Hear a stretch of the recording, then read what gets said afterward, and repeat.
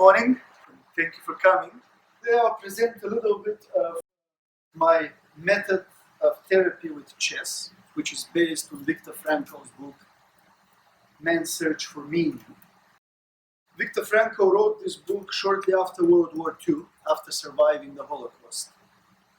And so in that book he introduced a new way of therapy called Logotherapy, which is a therapy that is supposed to help the patients determine and fulfill the unique meaning in their lives.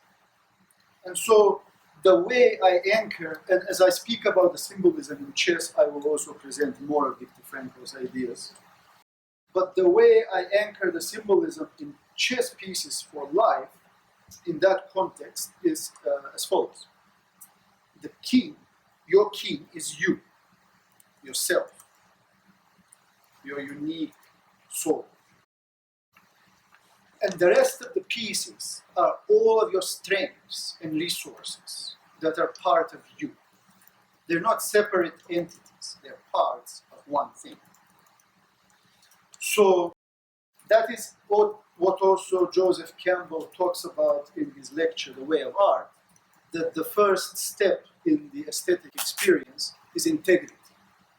That the art piece is one thing. And so in chess, the one thing is symbolized by the king, and the rest of the pieces are parts of this one thing. That's the first step.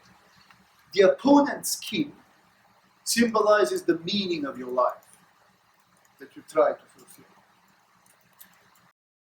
So, to fulfill the big meaning in your life, however, you need to understand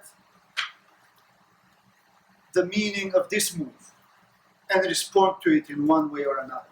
You need to understand what does this mean to you and respond to it one way or another. And what does this mean to you, right? So you cannot directly get to the big meaning in your life. But you can have accumulative meanings. Every day has a meaning. Every situation has a meaning. And so in that sense, Viktor Frankl was teaching that in life, it's not one general meaning. The meaning of life is particular to the person, and it's particular to the time in their life. So it changes from person to person, changes from time to time. The same way as it changes in the chessboard from move to move. This means something, this means something, this means something, and you respond. So the meaning is very particular to the person, very unique, as much as their own lives are unique. Another thing that Viktor Frankl taught was there's three general ways to fulfill meaning in life. One is the creative way, in what we do in the world. So he said that is the freely chosen task. We freely choose to do something in the work, we do it, we generate meaning in our lives. The second way is experiential way, what we take from the world. Creative is what we give to the world, experiential is what we take from the world. It's experiencing the love of the people in our lives. I'm so sorry, I'm like... No problem. That's all right, come on in. Experiencing the love of the people in our life, experience our love for them, experiencing nature, experiencing culture, experiencing the beautiful things in life. So there's meaning is generated when you let yourself just experience them without any ifs and what ifs and only ifs, without any conditions. Just letting yourself experience the good things in life. And then the third way that Frankl taught is a way to generate meaning in life is through suffering. That is only through unavoidable suffering. Because he said if suffering can be avoided, it must be avoided. That's the goal of medicine to begin with, and he was first a medical doctor, psychiatrist, and a psychologist. And so, if suffering can be avoided, it must be avoided, either through medication or through social action or whatever we can do to avoid it. But even as we do all of that, there is a residual amount of suffering that we can never avoid. That is a fact of human life that makes all of our lives more or less tragic. And he says there's a meaning to be generated in how we take upon that suffering, and in how we carry it, and in how we show others who know us and love us what to do. Okay. So that suffering has to do with loss and sacrifice and all that. And so in chess, of course, there's also lots of loss and sacrifice as the game progresses, you know. And some of it is strategic, and some of it is just because it happens, because it's part of the game, as well as because it's part of life. Another symbolism along these lines is, for example, now that we talked already about the kings, the castle. The castle is a symbol for the mythological warrior. Now, Joseph Campbell talked about the mythological warrior, the hero. Robert Bly talks a lot about the mythological warrior. Robert Bly says the warrior is the defender of the boundaries. And so, with the symbolism of the castle, I can talk with my clients in therapy, and I use this in individual therapy as well as in group therapy. I can talk with my clients about boundaries, which boundaries is often a major topic in therapy. And it also can be a major topic in education as well. You know, if nothing else, setting a boundary with yourself for when you're going to do things, for when you're not going to procrastinate, when it's okay to procrastinate, setting a boundary with yourself and being clear with yourself. The mythological warrior also stands for hard work. Again, anybody who is a college student must have a relatively strong mythological warrior, because you don't go to college because you have to, you go to college because you want to. And to stay in college, you have to have a pretty healthy warrior. Hard work, endurance, persistence, consistency. When the body wants an ice cream break, you continue until the job gets done and wait for the ice cream break, that kind of stuff. So that is the castle. The knight is the only piece on the chessboard that jumps. All the others are kind of on the ground, and they move on the ground on the board. But the knight is the only one that takes flight and jumps. So, in my symbolism for life, the knight symbolizes courage and creativity. And there is no creativity without courage. Erich Fromm says something to the effect that creativity requires the courage to let go of certainties. Now, we live in times where we know so much. We have almost what some people have called information pollution, to the point that we cannot distinguish signal from noise. We cannot distinguish the relevant information from the information that is not quite relevant for us. Or we cannot distinguish from actionable information to information that's just wasting our time and just distracting us from the main things. So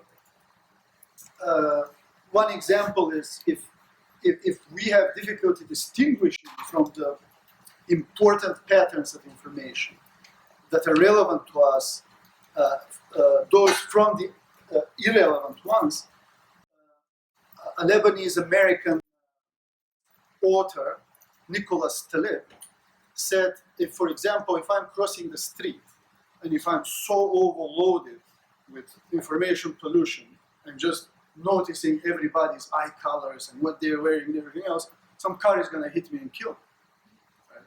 So that's the difference between distinguishing between relevant information patterns and noise, the irrelevant ones of the information pollution.